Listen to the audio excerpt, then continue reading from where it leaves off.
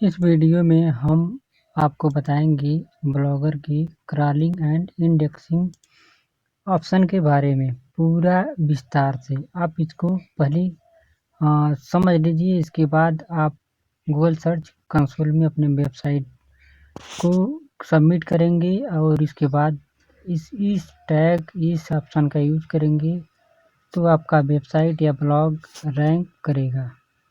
तो सबसे पहले आप blogger.com पे जाइए। वहाँ पे आप अपने ब्लॉग पर जाइए और सेटिंग पर क्लिक करिए। सेटिंग पे क्लिक करने के बाद थोड़ा सा नीचे आएंगे तो आपको ये वाला ऑप्शन मिलेगा क्रॉलर एंड इंडेक्सिंग का। डिफ़ॉल्ट रूप से ये दो ऑप्शन आपको मिलेंगे, इनेबल कस्टम रोबोट टेक्स्ट और enable custom robot header tags. इनमें कस्टम रोबोट टैग्स में आपको साइट मैप को अलाउ करना होता है। आप गूगल से कस्टम रोबोट डॉट टेक्स्ट बना सकते हैं या फिर गूगल सर्च कंसोल में भी आपको कस्टम रोबोट टेक्स्ट मिलता है। आप वहां से अपने वेबसाइट के लिए कस्टम रोबोट टेक्स्ट बना सकते हैं। फिर यहाँ पे आपका दूसरा ऑप्शन मिलेगा enable custom robot header tags. जब आप इसको इनेबल करेंगे तो आपको 3 तरह के ऑप्शन मिलेंगे। होम पेज टैग्स, इसका मतलब है होम पेज पर जितने भी लिंक्स या फिर जितने भी एलिमेंट है उनको गूगल सर्च कंसोल के द्वारा कैसे इंडेक्स किया जाना है या फिर कैसे दिखाना है गूगल सर्च में, तो उन सभी को इंस्ट्रक्शन देने के लिए यहाँ पे है। फिर नीचे archive and search pages tag, कौन सा यूजर क्या सर्च कर रहा है आपके वेबसाइट पर, वो चीज़ें सर्च करने के लिए और उसको सर्च इंजन में दिखाने के लिए इस ऑप्शन का प्रयोग होता है। फिर यहाँ पे पोस्ट एंड पेज टैग, आपके ब्लॉग या वेबसाइट में कितने सारे पेजेस हैं उनको कैसे इंडेक्स किया जाना है या फिर इंडेक्स नहीं किया जाना है, तो आप इस ऑप्शन का उपयोग कर सकते हैं।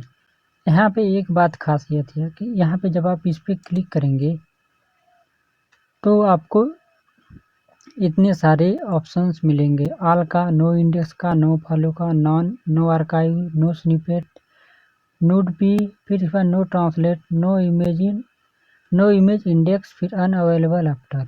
इतने सारे ऑप्शन मिलेंगे और यही ऑप्शन सेम ऑप्शन इसमें भी मिलेंगे, फिर यही सेम ऑप्शन इसमें भी मिलेंगे।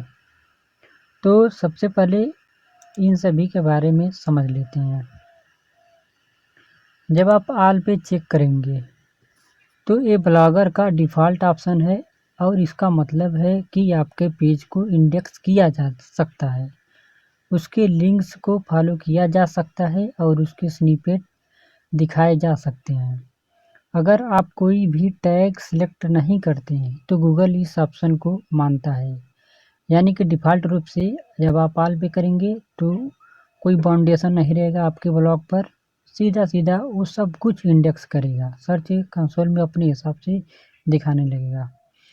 अब यहाँ पे एक दूसरा ऑप्शन है नो इंडेक्स का। नो इंडेक्स वाले इस टैग को चुनने का मतलब है कि आप गूगल से कह रहे हैं कि इस पेज को यानी होम पेज को सर्च रिजल्ट में ना दिखाएं। फिर तीसरा ऑप्शन है आपका नो फॉलो का। नो फॉलो का मतलब है कि आप गूगल को बताना चाहते हैं कि इस पेज पर मौजूद किसी भी लिंक्स को फॉलो ना करें या इससे उन लिंक्स की रैंकिंग पर कोई असर नहीं पड़ेगा। फिर यहाँ पे चौथा ऑप्शन है नॉन को अगर आप चेक करेंगे तो ये टैग नो इंडेक्स और नो फॉलो दोनों का एक कॉम्बिनेशन है। इसका मतलब है कि पेज को इंडेक्स ना करें और उस पर मौजूद किसी भी लिंक्स को फॉलो ना करें। और यहाँ पे नो आर्काइव, इस टैग का मतलब है कि अगर आप इस टैग को चुनते हैं तो इस गूगल पेज का cached version Google search console में नहीं दिखाएगा।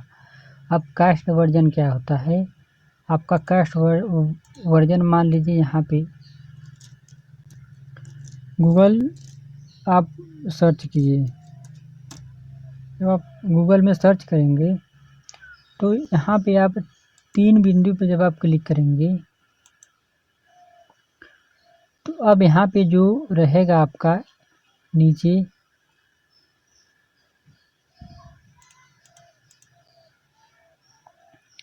अब यहाँ पे ए वाला जो ऑप्शन है ये आपका कैश्ड वर्जन, यानी कि कोई वेबसाइट खोला है उसको अपने सर्वर पे अपलोड करके उस वेबसाइट को दिखाएगा।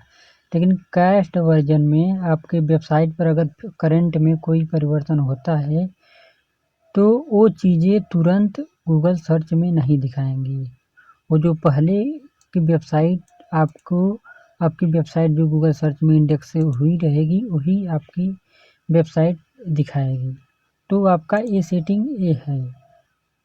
नो आर्काइव, नो स्निपेट का मतलब क्या होता है कि नो स्निपेट ये आपका मान लीजिए ये आपका ब्लॉग का टाइटल है, इंडेक्स से आपकी मतलब कोई भी आपके ब्लॉग का पेज इंडेक्स किया तो इंडेक्स गूगल सर्च कंसोल हमेशा 3 तरह से करता है। ये पहले वाला ये कि आपके ब्लॉग का लिंक करेगा, ये आपका फिर दूसरा आपका करेगा ब्लॉग का टाइटल, फिर इसके बाद ये करेगा स्निपेट, ये जो ब्लॉग का डिस्क्रिप्शन होता है, डिस्क्रिप्शन का जो थोड़ा सा छोटा सा अंश होता है वो चीज़ें आपका आपके वेबसाइट को इंडेक्स करेगा।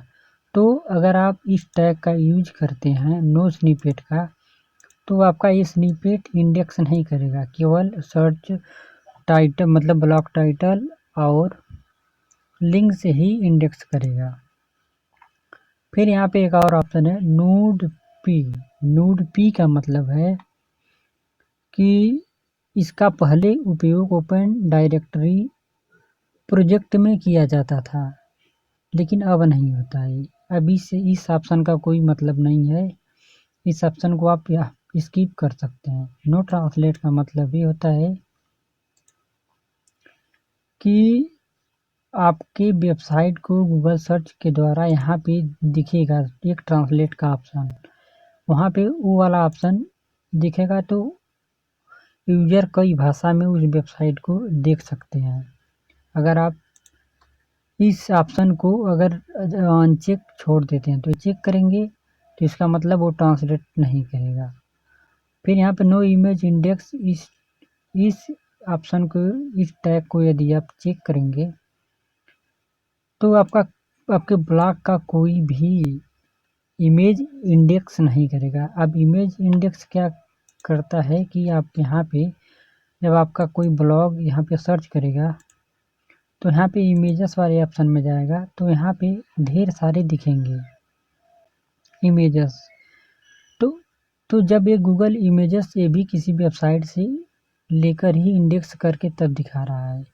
तो यही चीज़ इमेजेस आपका वेबसाइट का इमेजेस नहीं दिखाएगा, वो इंडेक्स ही नहीं करेगा यदि आप इसको चेक करेंगे तो।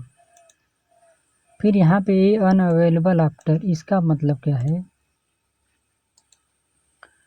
कि एक स्पेसिफिक तारीख और समय सेट करने के लिए इस टैग का उपयोग किया जाता है जिसके बाद आपके पेज को डी इंडेक्स कर दिया जाएगा। ये टैग उपयोगी तब होता है जब कोई ऑफर या इवेंट एक निश्चित समय के बाद ख़त्म हो जाता है तब।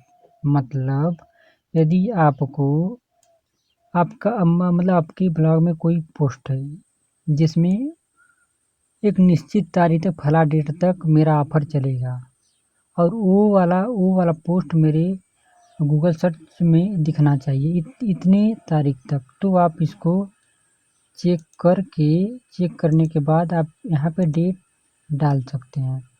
जब आप डेट डालेंगे तो उस डेट के बाद वो लिंक्स दिखेगा ही नहीं।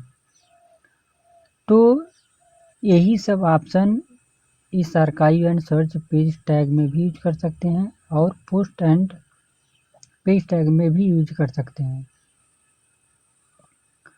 या फिर इन सभी टैग्स को आप HTML टैग में भी यूज कर सकते हैं। यहाँ पे जब आप थीम में जाएंगे, थीम में जाने के बाद आप एडिट HTML पे जब क्लिक करेंगे तो आप यहाँ हेड टैग के नीचे भी इस टैग का यूज कर सकते हैं।